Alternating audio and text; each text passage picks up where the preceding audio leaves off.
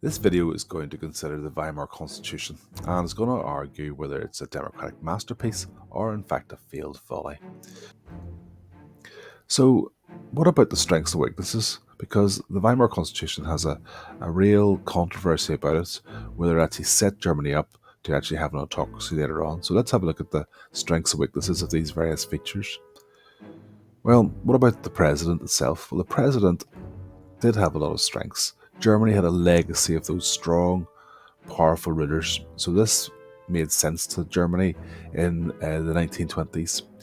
Germany needed emergency powers as well, like Article 48. It went through so many crises in the 1920s. It needs Article 48 to try and get through. And a strong president was actually has been a counter weight to actually other weaker chancellors.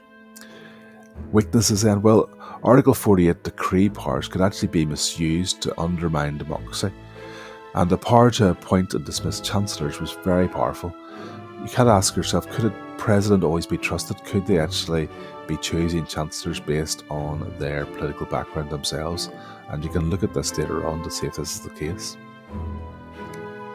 What about the Chancellor then? Well, the Chancellor was there to rule Germany based on democratic principles, but there are definite weaknesses.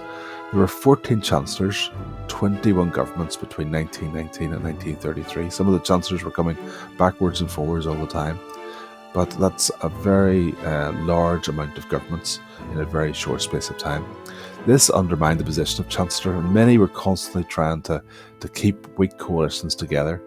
Others were there at the behest of the president.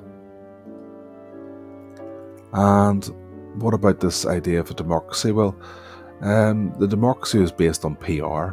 This was very representative. It allowed a huge variety of different views, many different parties, and coalitions actually prevented one party dominating from the left or the right wing. But it did have inherent weaknesses as well. The PR voting system, well, it prevents actually having strong and stable government. Coalition governments tended to be a result of PR. They were short-lived and fell out over minor policy differences. PR also allows anti-democratic parties like the National Socialists or Communists to actually have seats in the parliament itself.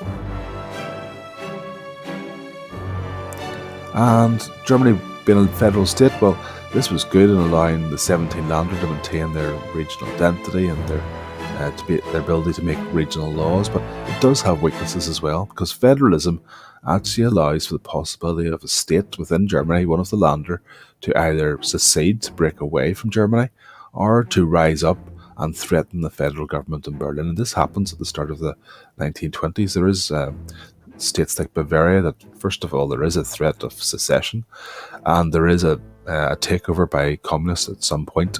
So there is a threat to the internal powers of Germany as well. And finally, well, what about rights? Surely rights couldn't be an issue. Well, certainly German citizens were among the most free in the world, of guaranteed civil rights and democratic equality. But this came alongside weaknesses, because those freedoms could clearly be exploited. At a time when Germany was in a crisis, freedoms and lack of censorship actually empowers groups who oppose the new democracy, groups like National Socialists, like Communists, and freedoms could easily be removed using Article 48, as you will see later on when it comes to the end of Weimar Germany. I hope this makes sense. Many thanks for watching.